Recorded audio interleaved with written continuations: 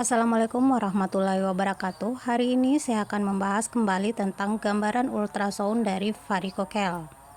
Varikokel adalah dilatasi dari plexus vena pampiniformis. Ini adalah satu jaringan yang terdiri dari banyak vena kecil yang terdapat pada korda spermaticus pria. Varikokel merupakan kelainan yang paling sering ditemui pada korda spermaticus. Gejalanya biasa ditemui adanya pembengkakan pada skrotum, nyeri, kemudian testisnya sudah mulai mengecil, dan jika pasien sudah menikah biasanya datang dengan infertilitas atau belum memiliki anak. Perlu diketahui bahwa vena pampiniformis berfungsi dalam proses termoregulasi testis yang penting dalam pembentukan sperma. Ketika terjadi varikokel, maka akan mengganggu keseimbangan dalam termoregulasi testis sehingga suhu testis menjadi panas. Padahal biasanya suhu testis itu harus dipertahankan pada suhu 35 derajat Celcius. Ini adalah gambaran anatomi skrotum normal pada pemeriksaan USG, di mana pada pemeriksaan USG skrotum kita bisa ambil dua proyeksi, yaitu proyeksi transversal dan proyeksi longitudinal.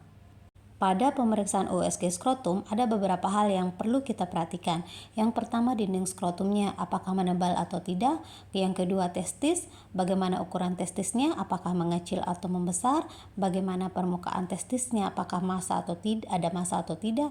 Kemudian kita menilai cairan di sekitar testis, dan pada kasus ini yang kita nilai adalah dilatasi dari vena pampiniformis. Jadi vena pampiniformis itu dia berada pada korda spermaticus, di mana korda spermaticus itu dia berjalan dari arah kranial dari testis, yaitu melalui kanalis inguinalis dan berakhir pada posterior dari testis. Modalitas pilihan untuk menilai varikokel yaitu dengan melakukan pemeriksaan USG skrotum. Pada USG skrotum yang kita perhatikan adalah bagian kranial hingga posterior dari testis.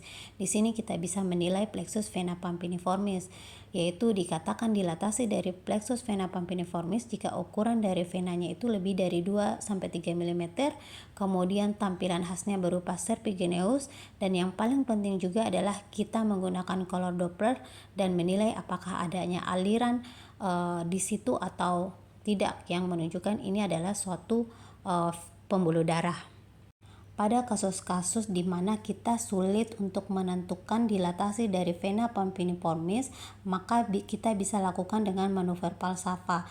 Jadi manuver falsafa ini kita menyuruh pasien untuk mengedan atau batuk. Tujuannya untuk benar-benar meyakinkan bahwa memang terjadi dilatasi dari vena pampiniformis.